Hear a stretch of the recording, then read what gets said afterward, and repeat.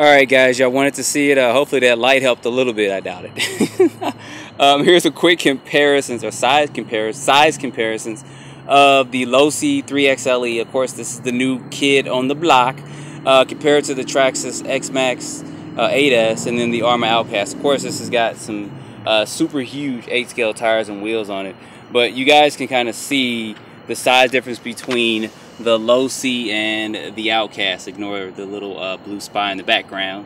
He's trying to get in the picture too.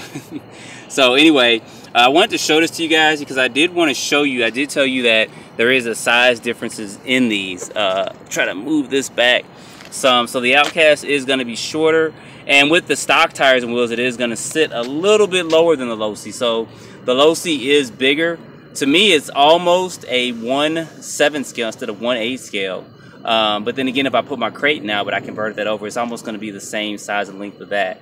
You guys know the Kraton's kind of like a mixture of all Arrma's cars into one.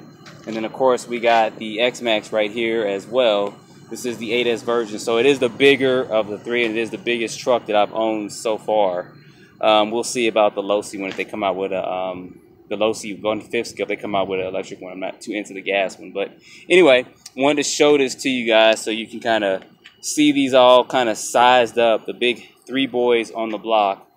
And there was something else I wanted to point out. I can't think of what it was, but I did want to show this to you guys. I guess at some time or some point in time real soon, I'll get these running. I'll tell you guys right off the bat that if I ran all three of these for speed, the LST is going to be the fastest of them all. The Outcast is going to be right there beside. I mean, it really is. I mean, and speed-wise, it's going to be right there. But the LST is going to handle a little bit better because it is a little bit longer. But the Outcast is going to be a lot more durable than the LST. It really is, guys. I mean, Outcast, you can do all kinds of stuff with it, and it can take it. The LST can take about half of it.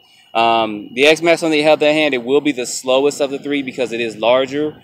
It does weigh more, but it does suffice with, you know, the power and stuff. If I did a tug of war, it would probably take the LST and the Outcast to pull the XMAXX. It really would. I mean, XMAXX does have a lot of torque and power into it.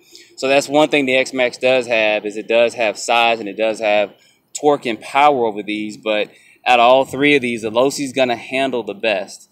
I need to get my Kraton out and run it against it, but the Kraton doesn't have any ABC, TSM, or whatever Associated is that came out with. I can't think of what it was. Associated came out with it right at this moment. But hopefully Arrma will at some point release that, but I really don't think their cars need it. I mean, if they re-release their two-wheel drive 10 scales, they may put it on there, but their cars handle good out the box, and LST handles good. They really don't need ABC on there either. So that's just size comparisons. You guys can see tire-wise and all that with it. So speed-wise, the LST and the Outcast are going to be like neck and neck. The LST is probably going to be a tad bit faster, but we'll have to put that to the test. And I'm just talking about stock out the box. I'm not talking about re-gearing anything or anything like that. So XMAXX is going to be the biggest, and it's going to have the most torque. But the LST is going to handle the best. But the Outcast is going to be the most durable of all three of these. Yes, even more durable than the XMAXX. And the Outcast is going to be one you can actually do a lot of stunt tricks and stuff with. And I'm not trying to put the XMAXX out, but comparing it to these two, those are going to be some of the top things you want to think about. And then, of course, cost-wise. You know, the Outcast is $499, the LST is $549, the XMAXX is $899. So for the XMAXX, you can run 2 3S lipos, but I had a video and you guys saw how fast that was. And then you can run 8S on it. So you're looking at getting 2 4S lipos. So that's some money there. That's anywhere from $120, $30 to $200 for 2 lipos. And then you got to think about a charger to make sure your charger can charge that, because most standard chargers that are sold do not charge 4S lipos. So think about all that when you think about buying an XMAXX. You buy Traxxas batteries, you have to buy their charger for it. So that's why I changed my XT90, long story short. But anyway, maybe someday I'll get all these out, run them, and just think about everything with them, jump them and all that.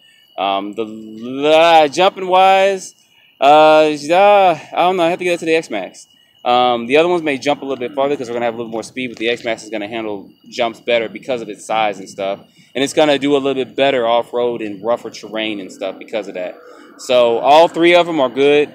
All three of them have there are ups and downs. You guys know the low C had the diff problem, but that was fixed. Yeah, I'm still talking about that. The Outcast, I haven't had any problems out of it. I mean, literally no diff problems, no electrical problems or anything like that.